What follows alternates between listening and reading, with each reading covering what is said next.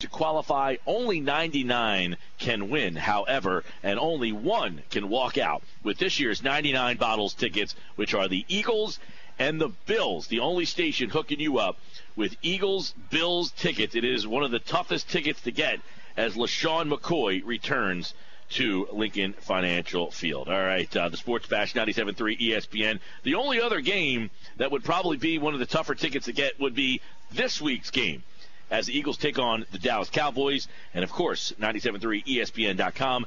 Eagles contributor John McMullen joins us for his daily conversation on the Birds. And, John, I'll ask you this. I know this is week number 2, but 0-2 possibly in the conference with a loss. Does this week 2 game have a different feel surrounding it as the Eagles play in the division against Dallas for the first time in September since 2008?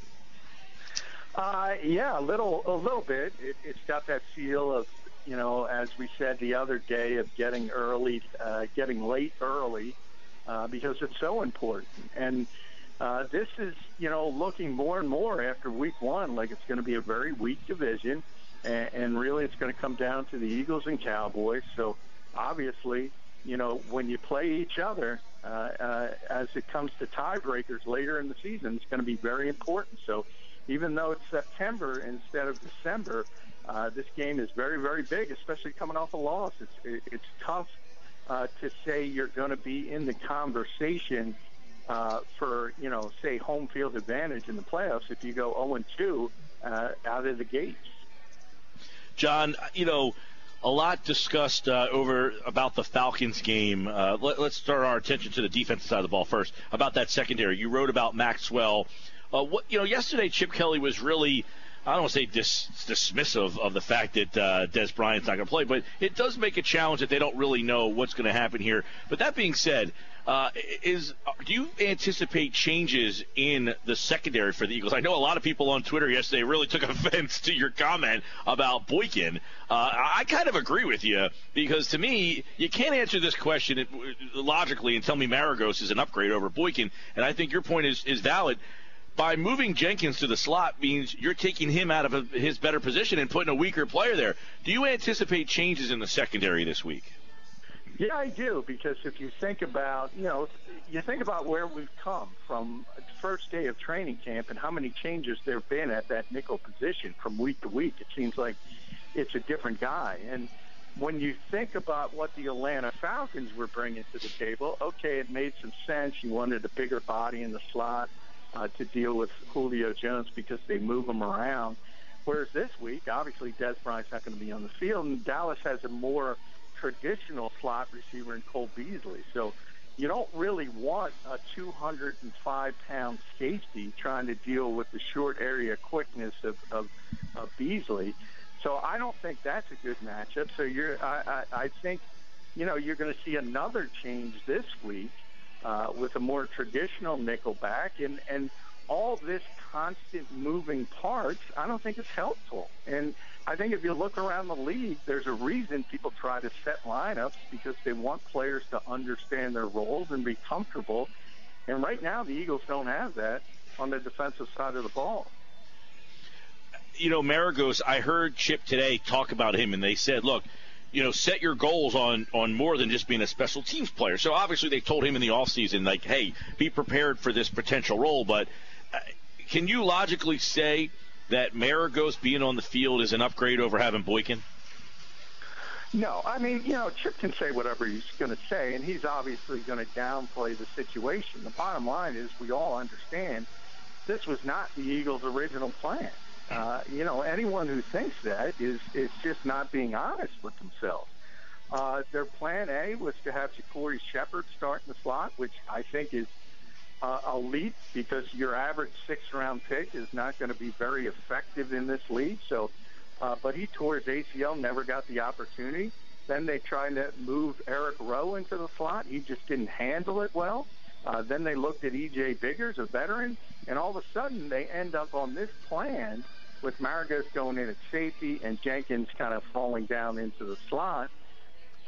So you have to really spin it as best you can, and that's what Chip was doing today.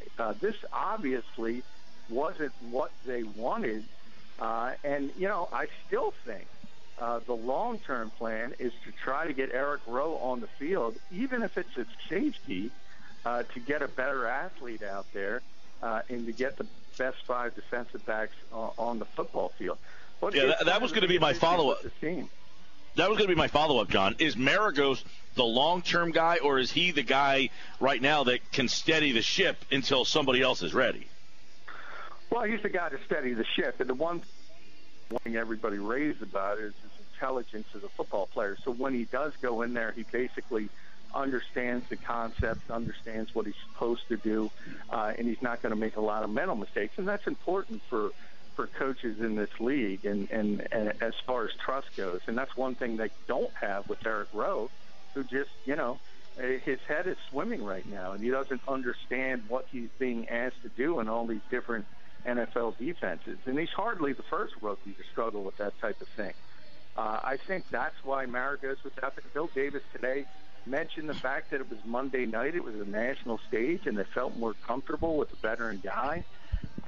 And we'll see how it moves forward. But I can't believe the plan is to have him out there for 16 consecutive weeks. John McMullen, 97.3 ESPN.com. Check out John's story on DeMarco Murray as he gets ready to face his former team. And obviously that was talked a lot about. There was a lot of talk about that yesterday. And as he gets a little bit closer to this game, I really think it's an interesting, kind of dichotomy here, that here's this guy who led the league in rushing, was 35% of their offense, and got 9 yards the other night. And if you talk to the people in Dallas, John, I'm a little surprised that the people out there are almost like, oh, well, I mean, they really do believe that it was the offensive line out there that had a lot to do with that. I guess it doesn't help that he had 9 yards the other night, but do you anticipate that Murray really is a much bigger part of the offense this week? Yeah, Murray he has to be a bigger part of the Eagles' offense, and, because they have to run the ball better if they want to be successful. And on the other side of the coin, I think the Cowboys want to run it a lot more than they did against the Giants, because I think these two teams had very, very similar week ones in that they both got behind the 8 ball and went away from their running game, and all of a sudden their quarterback was throwing it too much. The Cowboys won at the end of the game. The Eagles lost. So that was really the only difference. I don't think either team looked themselves in the mirror and said, we played well week one, and they want to go back to the drawing board and become more what they were last year. And offensively, for both of these teams, they want to be run first. They don't want to be pass first. And both of them were pass first last week. John, today, and I'd love to get your take on this, Chip said that the guards graded out well, and he said you can't really say they didn't run the ball well because they didn't run the ball that much. You can't say the guards didn't fare well in the run game. So do you say they didn't run enough to give them give you a clear view of how the guards did, or did they not run because the guards were getting whipped? Well, they didn't run because the guard was getting with them. I'm not going to say guards because Andrew Gardner was the second best offensive lineman on the Eagles on that night. If you look at the film, Alan Barber was the problem. He was the issue. He was the guy getting blown up.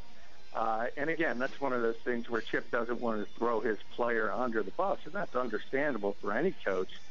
And that's why he said his guards graded out pretty well. One did, one didn't. And certainly they didn't run the ball enough to get a full feel for either Murray or Matthews, and that's because they got behind in the game, and that's sort of what happens. You become one-dimensional, and you have to throw the ball to get back in it. And the second part of that is rightfully so, because in the second half they had a lot of success throwing the football. So I understand why Chip did it. It's just not his plan going into the game. It's just something that happened because of the lack of success in the first half. All right, over at 97.3 ESPN.com, John has his weekly feature, 5 on the boys this week. Last week, 5 on the Falcons. This week, 5 on the boys. John, what are some of your observations about this team, which is obviously decimated by some very big injuries? I mean, let's see if you agree with me. I feel like this game reminds me of Minnesota 2 years ago. Asiata's playing running back. The two corners are out, and you're like, oh, I know Dallas is on a different spot than that Vikings team was, but I feel like people are looking at Dallas like, man, they are just so decimated that they got no shot here. I'm almost concerned by the fact that this team's coming in this beat up. Well, you have to be, because you can kind of take your foot off the gas if you look over there and say Dez isn't there, and you can take a sigh of relief. And they do have other players, but I kind of called it Lou Holtzing it, because every coach says, "Oh no, they're still great without Dez Bryant." You're thrilled that nobody wishes injuries on players, obviously, but you're thrilled that Dez Bryant's not here for this game. It makes it incredibly much easier for you. It was plainly evident on Monday night that this defensive backfield isn't ready to deal with a wide receiver of that type. So I don't think anything would have changed if Dez Bryant was on the field. So it's a huge advantage for the Eagles, the fact that he can't play. And, as good as Jason Witten is, and he's a first ballot Hall of Famer, it's a lot easier to deal with a guy who's going to beat you 10 yards at a time than a guy who's going to kill you over the top like Dez Bryant was able to do last year. So Philadelphia has to take advantage of this situation. The fact that the Cowboys are extremely beat up, the game's at home, and this is a perfect situation for them to be facing the Cowboys in. John, a lot of people would look at this Philadelphia team, and last year this was a team that very different personnel. Did you see the team Monday night and see different play calling, different style of play, or did they look like a similar team with different personnel? Similar team with different personnel, and that doesn't surprise me. Chip Kelly, he's pretty forthright about what we run, what we do. He hasn't changed from Michael Vick to Nick Foles, and he's not going to change from Nick Foles to Sam Bradford. It's basically the same play calls. It's basically the same system. They just elevate talent and find better fits for what they want to accomplish, and they think Bradford and Murray are better fits than Foles and McCoy. And we'll see how that plays out. But, anybody who thought he was going to sort of tinker with the system to fit the talent on hand, that's just not what Chip Kelly does. All right, John, obviously you move forward here and look at some of the key matchups in this game. One of the things, that Chip Kelly talked about this morning, you talk about the Dallas offensive line, and he was asked, why is the Dallas offensive line so good? What makes them so good? He said they got three really good players, their continuity. In the end, is that Dallas offensive line, could that be the difference maker? When you look at Dallas and Philadelphia, I always say the difference for me between those two teams is their offensive line. I think the offensive line of Dallas can win them a game when they are lacking players. So do you look at Dallas and say that offensive line could be the difference maker between these two teams? Yeah, it certainly could. I mean, it's one of the best offensive lines in football. It's not, if you think back to the Jimmy Johnson era when they had, Hall of Famers like Larry Allen and Eric Williams and Nate Newton. It's not that good, but when you talk about Tyron Smith, you talk about Travis Frederick, Zach Martin, it's probably the best run-blocking offensive line. If they struggle at times, it's in the passing game because some of those guys can have a difficult time with really athletic rushers in space. So if they get the ball rolling, and can start running downhill, yeah, they can make a difference. But that's where it's such a head scratcher that they didn't, bring DeMarco Murray back, or they didn't go out and get a better replacement, because really, if you have a great running back behind a great offensive line, you're going to have 1,800-yard rushers. That's what happened last year. And we didn't see that in the first week with the running backs by committee. And the bottom line is Joseph Randle and Darren McFadden are just not the caliber of a player Murray was last season. And I think that's an issue throughout this season. All right, John, I want to get your quick thoughts on two guys, former Eagles, on the Pro Football Hall of Fame ballot. T.O., Terrell Owens, Brian Westbrook. I say Owens, yes, Westbrook, no. What would your assessment be? Yeah, I agree with you. I think T.O. might have some issues because of his off-the-field stuff. But as far as just a pure football player, there's no question he belongs in Canton, I would argue that he was the second best receiver of his generation behind Randy Moss, and that's all you need to know. That's a Hall of Fame player. Brian Westbrook is a Hall of Fame Eagle, but he's not a Hall of Fame NFL player. So as good as he was, as tremendous as he was more of a well-rounded player that could return kicks, catch passes out of the backfield, and run the football, which is tremendous. But you really need those big-time years and those all-pro years with numbers, and he just doesn't measure up to that. But as I said, he's certainly a Hall of Fame Eagle. Don't forget, John covers the NFL for today's pigskin.com. Read all his national coverage there. John, Thursday night game tonight. I like the game. Chiefs, we both picked them in who's out on Tuesday. John and I live every Tuesday together. We both picked the Chiefs. This one tonight, though, much like this Eagles-Dallas game, could be a foreshadow of the future.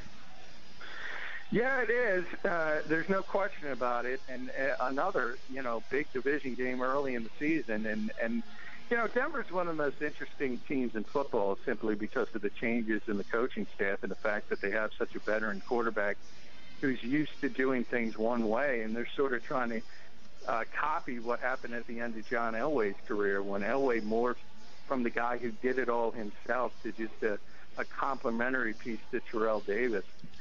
In this case, that's never been Peyton Manning's strength, obviously, and I don't know how it's going to work out offensively, but I am impressed with that defense. And Wade Phillips is the coordinator out there again. And when he has talent, and he has it, he's really put together some good defenses over the years. So I think Denver's going to be very good defensively, and we'll see week to week how Peyton Manning and Gary Kubiak kind of fit together. All right, he's John McMullen, everybody, at JF McMullen on Twitter. Every Tuesday, John and I for 4 hours live. And don't forget, the Sports Bash is back with Monday. Chance to win Eagles and Bills tickets with 99 bottles. We'll have more details throughout the show. And check out 97.3 ESPN.com, as John has a lot of stuff up on this Eagles-Cowboys game, including 5 on the boys and his piece on DeMarco Murray and more. That's all at 97.3 ESPN.com. All right, John, tomorrow we'll get a pick from you. Yeah, well, it's up there. So if everyone wants the spoiler on the site, visit 973ESPN.com. But we'll save it for the radio tomorrow. All right, buddy. We'll talk to you then. All right, thanks, Mike. John McMullen, every day at 4:05 here on the Sports Bash. A great addition to our team, as he's really given a lot of insight over at the website. All right, when we come back on the other side, it's a Thursday with Thompson. Our Tuesday with Thompsons have moved to Thursdays as we take a look at Pete Thompson and his new venture. We'll talk about what he's up to, and we'll have a lot of fun with the PT. Coming up next, a little Thursday with Thompson here on 97.3 ESPN. Mike Gill live today at Chickies and Pete's inside the Tropicana, Atlantic City. It was a typical day in Vineland, New Jersey, until the word got out. It's a crime to pay more than a dime. The folks at RK Kia made it clear. Now through Monday, all you need is a job,